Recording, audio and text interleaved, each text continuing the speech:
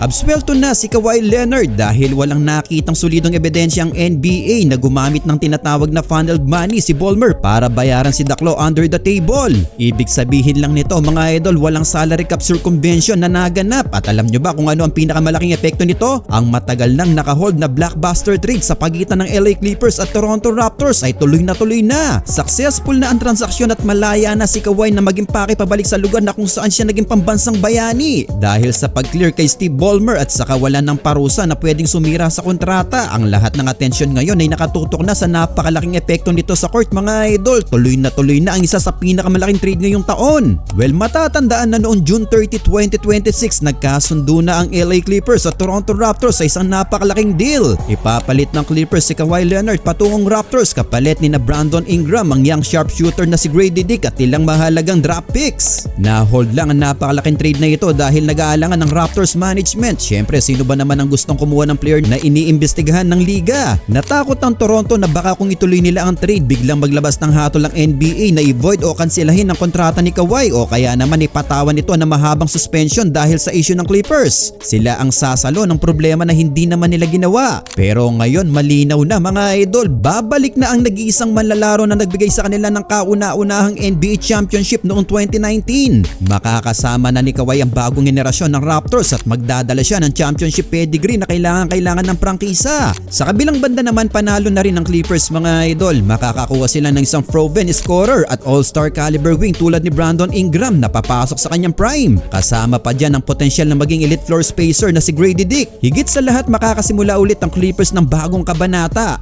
At ngayong wala na nga si Kawhi Leonard, tila naubusan na ng lehitimong superstars ang kupunan. Mula sa pagiging isang championship or bust na prangkisa, biglang napunta ang Clippers sa isang tila biglang rebuilding pace. Pero teka lang mga idol, silipin muna natin ang kanilang mga naging galawan sa off-season. Ngayon mga idol, mga batang star at ilang subok na veterano ang magpapatakbo ng kanilang kupunan. Nandyan sina Darius Garland na kinuha nila para maging bagong floor general. Ang bagong pirma na si Bradley Beal na magdadala ng scoring punts at syempre ang pinakamalaking pasabog ang trade sa pagitan ng Clippers at Toronto Raptors para makuha si Brandon Ingram.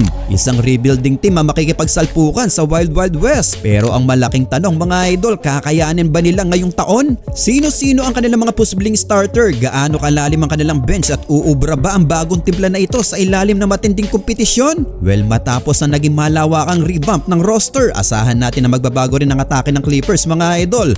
Kung dati ay sanay tayong makita silang nakadepende sa heavy isolation plays ni Kawhi at Paul George, ngayon ay papunta sila sa mas balancing kombinasyon ng dynamic playmakers, catch and shoot threats at mahusay na role players. Wala na ang mga araw na hihinto ang bola at manonood ang apat na malalaro habang naghanap ng tira ang kanilang superstar. Sa pagdating ng mga bagong piyesa, ang focus ng Clippers ngayon ay pace and space. Mabilis na transition at mas magandang ball rotation. Gusto nilang patakbuhin ang mga kabataan habang binibigyan ng maayos na spacing ang kanilang mga bagong half-court scorers. Well ngayon mga idol, heto ang posibleng inaasahang bubo sa starting five ng LA Clippers para sa darating na season. Himayin natin ang papel ng bawat isa. Ang point guard nila itong si Darius Garland. Si Garland ang napiling maging pangunahing floor general at facilitator ng opensa ng Clippers. Nakita natin sa Cleveland kung gaano siya kadelikado sa pick and roll situations. May kakayahan siyang bumitaw ng tres kapag dumaan ang defender sa ilalim ng screen at napakagaling niyang magbato ng lob passes sa kanyang mga big men. Sa pagkakataong ito mga idol, ibibigay sa kanya ang buong susi ng opensa. Wala na siyang kaagaw sa bola kaya asahan natin na babalik ang all-star form ni Garland kung saan kaya niya mag-average ng 20 points at 8 assists per game. Siya ang magdidikta ng tempo ng laro at sisiguraduhin nakakakuha ng magandang pwesto ang kanyang mga kasamahan.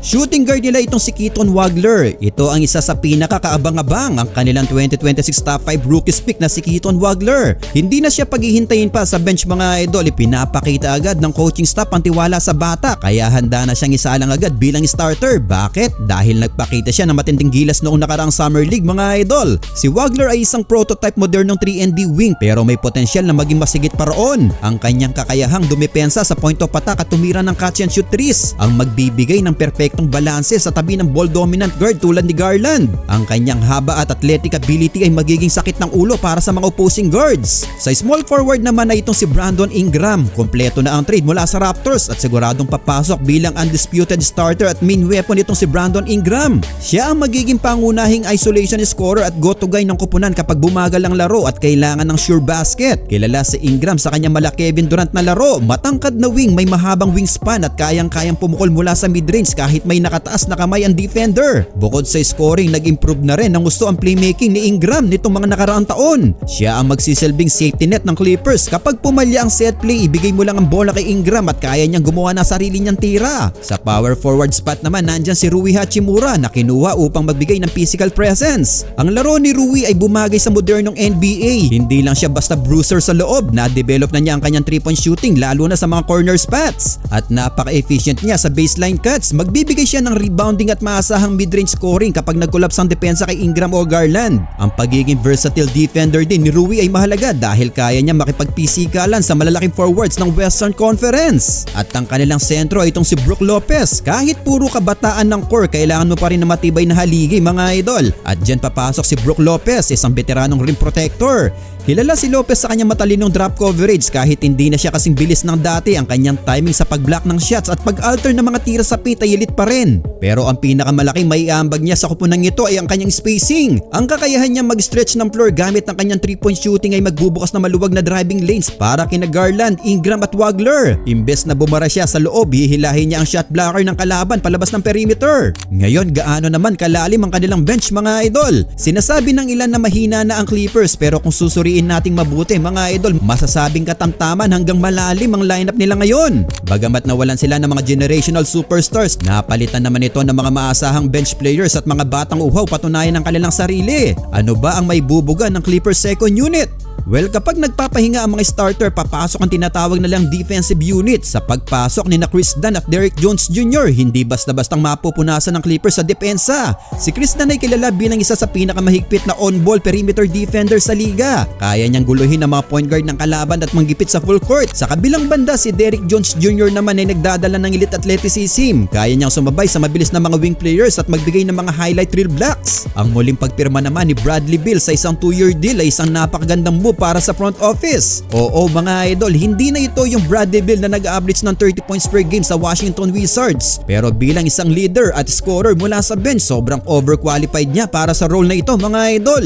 Nagbibigay siya sa Clippers ng isang subok na scorer na kaya mag-take over sa second unit. Nagsisilbi rin siyang boses sa loob ng locker room upang gabayan sina Wagler at ang iba pang mga kabataan. Tuwing umuupo sina Ingram o Garland, si Beal ang magiging focal point ng opensa upang siguraduhin hindi nababakante ang scoreboard. Well, ang pagkuha naman kay Grady Dick ay nagdadagdag ng lethal na outside shooting. Kapag kailangan ng Clippers na mabilisang tres, pwede na lang ipasok si Grady para magbigay ng spark. At wag din nating kalimutan ang hustle at lob threat ability ni Isaiah Jackson sa center spot kung sakaling kailanganing ipahinga ng matagal si Brook Lopez. Ngayong nakita na natin na ang buong roster at ang potensyal na takbo ng kanilang laro, sagutin natin ang pinakamalaking tanong mga idol, uubra ba ang Clippers ngayong season? Well, alam nating lahat kung gaano katindi ang Western Conference. Nandyan ang mga naglalakasang kupunan. Sa papel, hindi paborito ang Clippers mga idol na mag-uwi ng kampyonato. At totoo lang, rebuilding phase talaga sila. Pero wag natin silang maliitin. Ang kupunan na ito ay tinayo hindi para magtank kundi para lumaban gabi-gabi. Mayroon silang perpektong balanse ng veteran poise at youthful energy. Kung mananatiling malusog si Darius Garland at makukuha niya agad ang chemistry kasama si Brandon Ingram, magiging isa itong napakadelikadong opensa mga idol. Kung titignan naman natin ang depensa, ang presence ni Brook Lopez sa loob at nina Wagler at Dunn sa labas ay kayang limitahin ang scoring ng mga kalaban. Ang susi lamang para sa Clippers ay ang consistency at kung gaano kabilis mag-adjust ang kanilang rookie na si Keaton Wagler sa bilis at pisikalan ng NBA. Well, kayo mga idol, ano ang masasabi nyo dito?